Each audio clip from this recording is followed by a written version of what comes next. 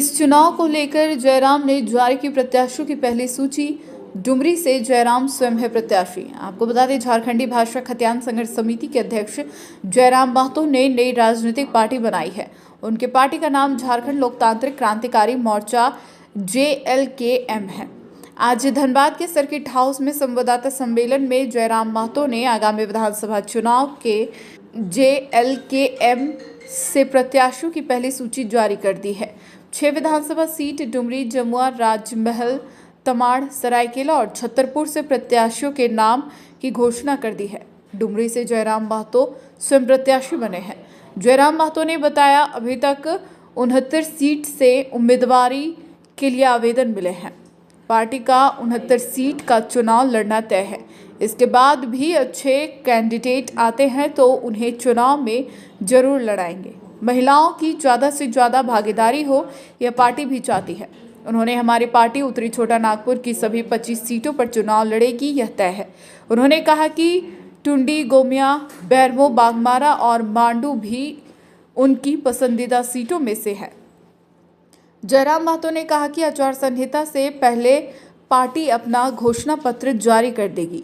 सिल्ली seat के मामले में उन्होंने कहा कि पूर्व विधायक अमित महतो को सिल्ली से पार्टी लड़ाना चाहती है और इस पर बातचीत का दौर भी जारी है।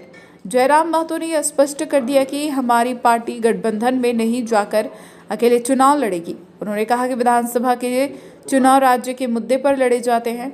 मुद्दे कई हैं। धनबाद में उन्होंने विस्थापन, नियोजन आदि को ज्वलंत मुद्दा बताया। उन्होंने कहा कि जी पुनः मैं रिपीट कर देना चाहूँगा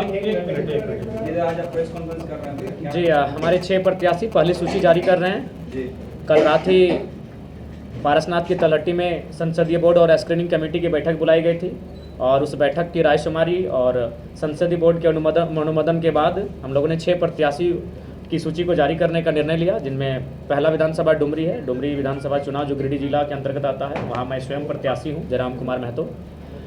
जमुआ जो गिरिडीह जिला के अंतर्गत आता है, वहाँ के प्रत्याशी रोहित कुमार दास होंगे। राजमहल जो साहेबगंज जिला संथाल परगना की सीट है, वहाँ से प्रत्याशी मोतीलाल सरकार जी होंगे। तमाड़ जो रांची जिला दक्षिणी छोटानागपुर का अंश है, वहाँ की प्रत्याशी दमयंती मुंडा जी होंगी। सरायकेला जो सरायकेला जिला कोल्हान प्रमंडल की सीट है, वहाँ से प्रत्याशी प्रेम मार्डी जी होंगे। और छतरपुर जो पलामू जिला पलामू प्रमंडल की सीट है, वहाँ से प्रत्याशी पृथ्वीराज होंगे। बाकी आपके सवालों का स्वागत करते हैं। पूरे झारखंड में कितने प्रत्याशी? देखिए दादा, पूरे झारखंड राज्य से लगभग हमें 69 जो सीटें हैं वहाँ से आवेदन मिला है। तो ये तो तय मान के चलिए कि 69 सीटों पर झारखंड लोकतांत्रिक क्रांतिकारी मोर्चा चुनाव लड़ेगी ही लड़ेगी। उसके बाद हम लोग प्रयास कर रहे हैं कि कुछ ऐसे चेहरे जिनकी राजनीति में अच्छी पकड़ हो, अगर वो संपर्क करते हैं तो हम लोग पूरे 81 पे लड़ने की संभावना देख रहे हैं। दूसरे पार्टी से जाएंगे उनको भी आप शामिल कीजिए। देखिए, दूसरे पार्टी से आएंगे, नो डाउट वे शामिल किए जाएंगे, लेकिन उसके लिए हम लोग जो हमारे पूर्व की कमेटी है, वहाँ के जिला अध्यक्ष हैं, तमाम प्रखंड के अध्यक्ष कमेटी बनी है, उनसे एक बार रायशुमारी करेंगे। अगर वे रजामंदी देंगे, वह सहमति देंगे, तभी हम लोग इस विषय पे आगे बढ़ेंगे।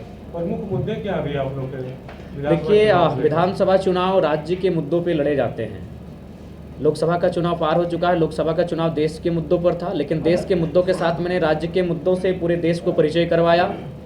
लेकिन जो राज्य के चुनाव होते हैं वो राज्य के मुद्दों के साथ होते हैं, इसलिए राज्य का जो मुद्दा है वो ज्वलंत मुद्दा, क्योंकि हम लोग अभी धनबाद में बैठे हैं और धनबाद का ज्वलंत मुद्दा अगर है तो कहीं ना कहीं आज विस्थापन है, कोल एरियाज में जो नियोजन मुआवजा है, यानी एक उद्योग नीति, विस्थापन नीति, और उससे सबसे महत्वपूर्ण खतियान के आधार पर झारखंड में एक स्थानीय नीति बने।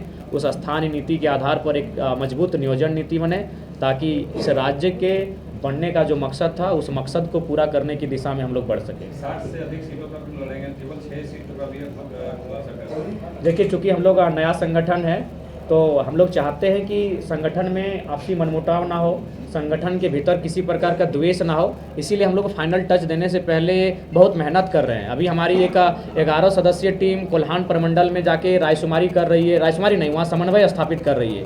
तो हम लोग समन्वय स्थापित कर रहे हैं। इन 6 सीटों पर समन्वय बन चुका था। इन 6 सीटों पर जो नकारात्मक चीज़ें होनी चाहिए तो वो नहीं दिख रही थी, तो इसीलिए जैसे ही हम लोग सकारात्मक हो जाएंगे, बाकी की सीटों की घोषणा हमें लगता है अगर होगा तो रात को कर सकते हैं, कल सुबह कर सकते हैं। तो मतलब ये 6 सीटें हम लोग लगभग 12 घंटा मीटिंग किए हैं। 12 घंटा के निष्कर्ष के बाद हमें लगा कि ये 6 सीटें फिलहाल इन पर किसी प्रकार का मनमुटाव देखने की स्थिति में हम लोग नहीं थे, तो 6 सीटों से हम लोग शुरुआत कर रहे हैं।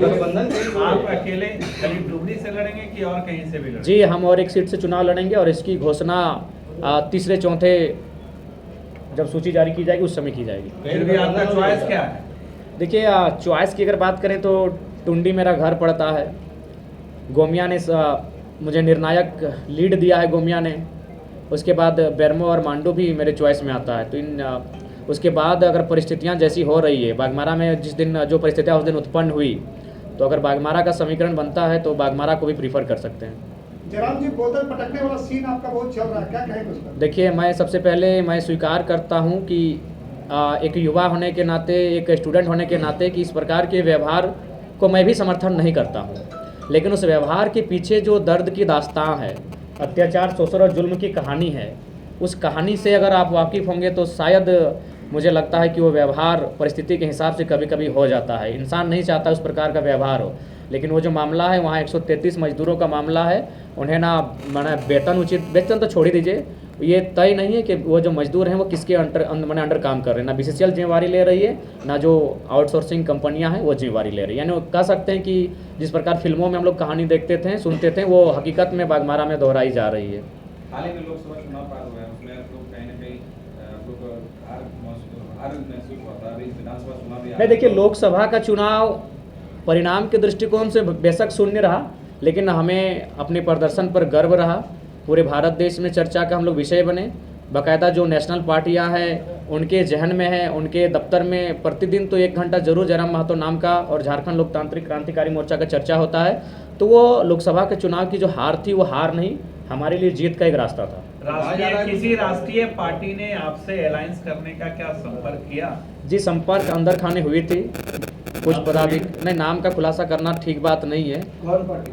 मतलब कह सकते हैं झारखंड में जितनी भी पार्टियां हैं सबने एक बार टच किया है। आप किसी के साथ जाइएगा क्या? नहीं, हम लोग किसी भी राजनीतिक दल के साथ नहीं जा रहे हैं, ना ही हमारे संगठन का किसी अन्य दलों की तरह किसी अन्य दल में विलय होने जा रहा है। हम लोग मजबूती के साथ एक होकर झारखंड लोकतांत्रिक मोर्चा के बैनर तले ही चुनाव लड़ेंगे।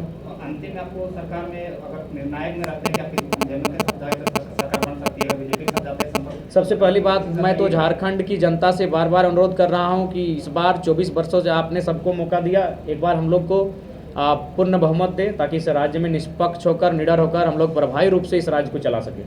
अगर किसी की भी सरकार बनती है और आपको समर्थन मांगा जाता है तो आप जाइए उस समर्थन में?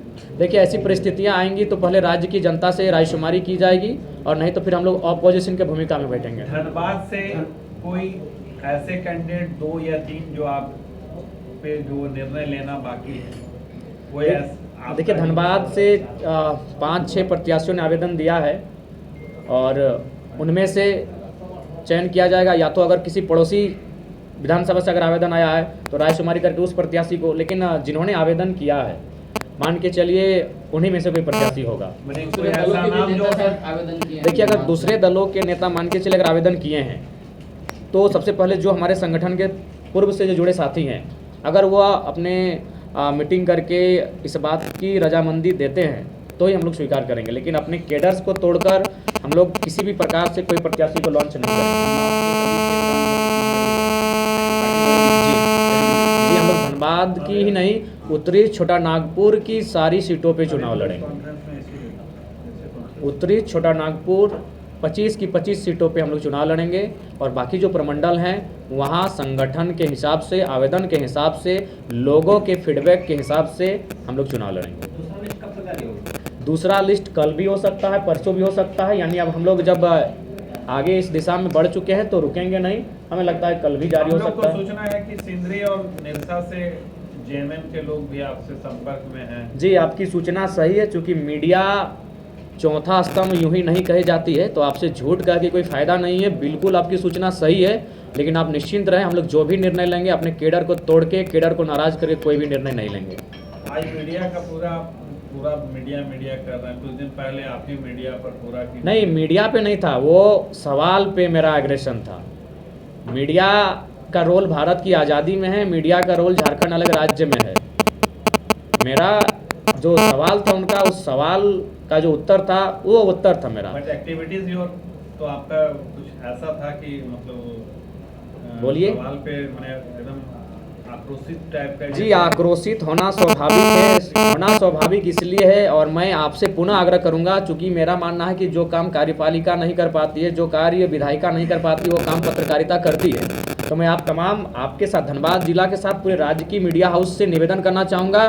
मैं आपको लगभग 800 से लेकर 900 विवाद समस्याओं की एक पुस्तिका है मेरे पास, अगर आप उसका समाधान कर देंगे तो मेरी आक्रामकता स्वतः समाप्त हो जाएगी। आक्रामकता ठीक है, लेकिन आप एक जनसेवक होने जा रहे हैं और जनता के ये देखिए, मेरा मानना है कि जो लोग झारखंड राज्य को समझते हैं, बनेंगे उनसे आक्रामकता तो नहीं, उनसे आक्रामकता नहीं है, बस वो जो क्षण था, वो लम्हा था, उस लम्हे के हिसाब से आक्रामकता है। उसी वीडियो में आप देखिए, फिर हम प्रेम से बात किए, फिर हम एक उसी वीडियो में आप देख सकते हैं कि मेरा स्वरूप बदला, तो वो उस समय का लम्हा, क्षण और मैंने पल होता है।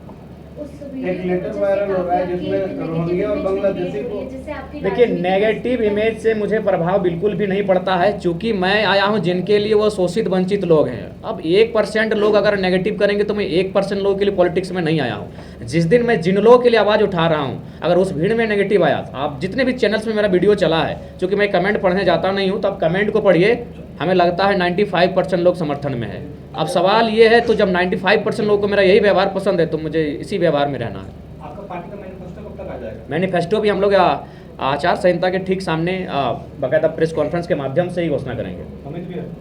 बीजेपी यूट्यूबर्स को खरीद रही है, आपके सोशल मीडिया बेस पर इसका क्या फर्क पड़ेगा? देखिए, नो डाउट ये तो चीज़ें देखने को आपको भी मिल रही हैं, और बाकायदा इन चीज़ों में सत्यता भी है, क्योंकि आप तमाम जो यूट्यूबर्स जो पिछले 2 सालों से मेरे साथ जुड़े थे, या फिर हम लोग की सभाओं में जाकर उन्होंने अपनी एक पहचान बनाई थी, आज वो कहीं ना कहीं हम लोग से कटे हैं। और कटने का कारण यही था कि हम लोग आर्थिक स्थिति संपन्न नहीं होने के कारण जिन लोगों ने उनको प्रलोभन देने का काम किया, स्वाभाविक उधर गए हैं, लेकिन हम उससे कोई विशेष फर्क नहीं पड़ेगा, क्योंकि अब हम लोग केवल सोशल मीडिया और यूट्यूब के प्लेटफॉर्म तक नहीं रहे, अब हम लोग मजदूर के दिलों में, शोषित वंचितों के हृदय में हम लोग राज करने लगे हैं, तो विशेष प्रभाव नहीं पड़ेगा। रिजवान क्रांतिकारी जी का प्रेजेंट स्टेटस क्या है, वो पार्टी में? देखिए, वो तो प्रधान महासचिव का निर्णय है, क्योंकि मैं उस समय 4-5 दिनों से मैंने आउट ऑफ डिस्ट्रिक्ट था, और ये धनबाद जिला की घटना है। वो जो भी निर्णय देंगे वो पार्टी स्वागत करेगी, स्वीकार करेगी।